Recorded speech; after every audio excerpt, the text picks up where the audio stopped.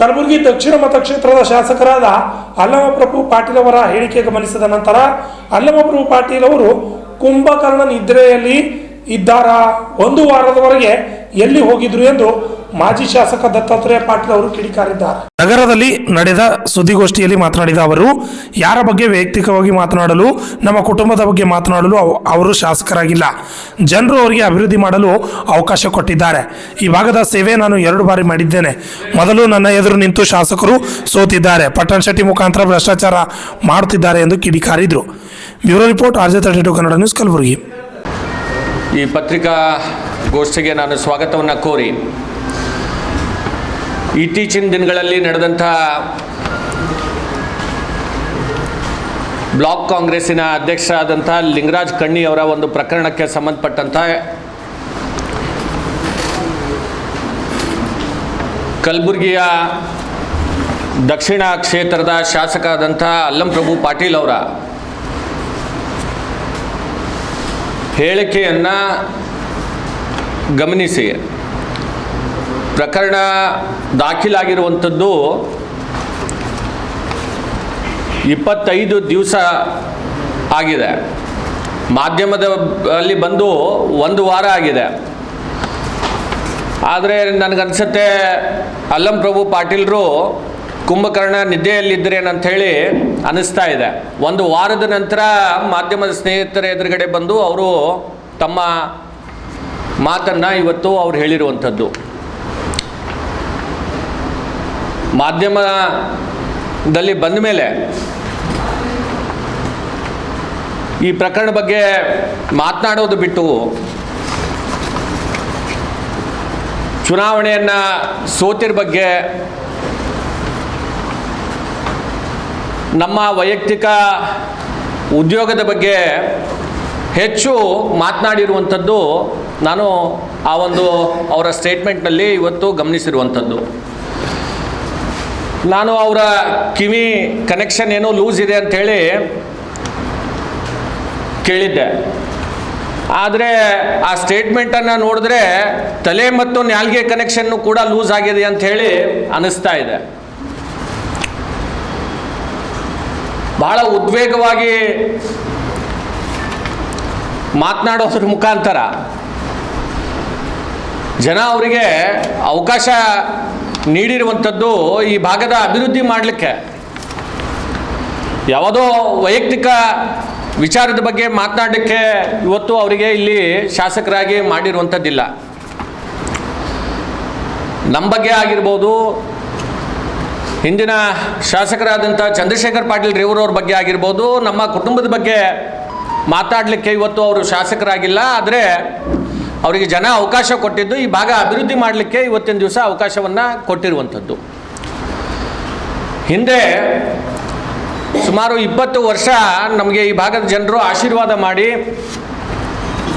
ತಂದೆಯವರನ್ನು, ತಾಯಿಯವರನ್ನು, ನನ್ನನ್ನು 2 ಬಾರಿಗೆ ಶಾಸಕರು ಮಾಡಿ ಈ ಭಾಗದ ಸೇವೆಯನ್ನು ಮಾಡುವಂಥ ಒಂದು ಅವಕಾಶ ಜನರು ಕೊಟ್ಟಿರುವಂಥದ್ದು. ಮಾನ್ಯ ಅಲ್ಲಮಪ್ರಭು ಪಾಟೀಲರು ಕೂಡ ನನ್ನ ಎದುರುಗಡೆ ಒಂದು ಸರ್ತಿ ನಿಂತು ಸೋತಿದ್ದಾರೆ ಹೋದ ಚುನಾವಣೆಯಲ್ಲಿ. ಹಿಂದೆ ಅವರಿಗೆ ಜನ MLC ಆಗಿ ಗ್ರಾಮ ಪಂಚಾಯಿತಿಯ ಸದಸ್ಯರು ಅವರಿಗೆ ಸರ್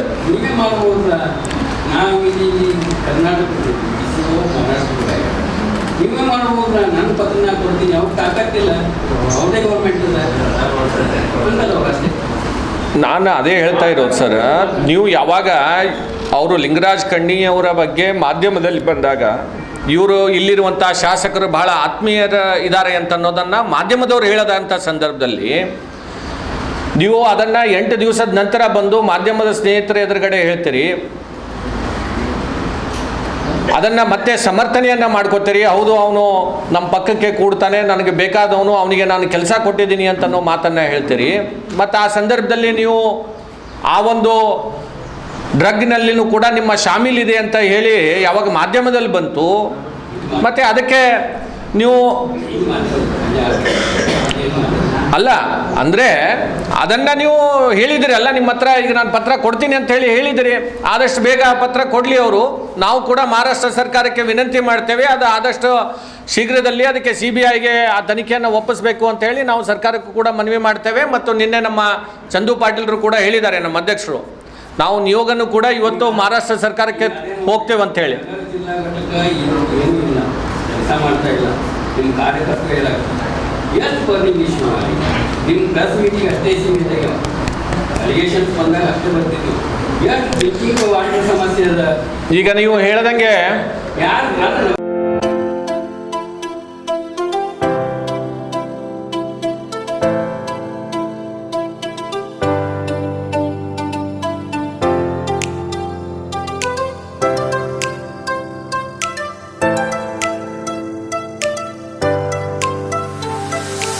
ಕಲಬುರಗಿ ಜನರಿಗಾಗಿ ಮಹಾದೇವ್ ಮಾರ್ಬಲ್ಸ್ ಮತ್ತು ಗ್ರಾನೈಟ್ಸ್.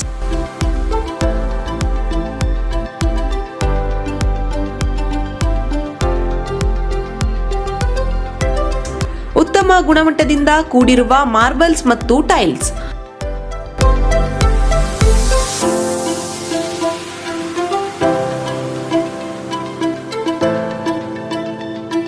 ಸುಮಾರು ವರ್ಷಗಳಿಂದ ವಿವಿಧ ಕಡೆ ಅತ್ಯುನ್ನತ ಗುಣಮಟ್ಟದ ಟೈಲ್ಸ್ ಮಾರ್ಬಲ್ಸ್ ಮಾರಾಟ.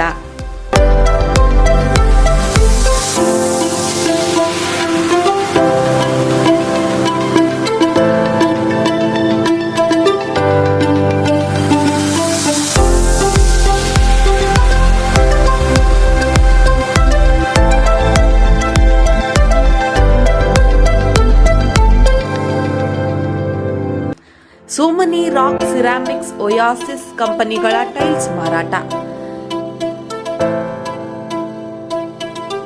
ಇಲ್ಲಿ ಹೊಸ ಮನೆಗಳ ಕಟ್ಟಡಕ್ಕೆ ಬೇಕಾಗಿರುವ ಎಲ್ಲಾ ರೀತಿಯ ಮಾರ್ಬಲ್ಸ್ ಮತ್ತು ಗ್ರಾನೈಟ್ಸ್ಗಳು ಸಿಗುತ್ತವೆ, ಅದು ಗ್ರಾಹಕರಿಗೆ ಕೈಗೆಟಕುವ ಬೆಲೆಯಲ್ಲಿ.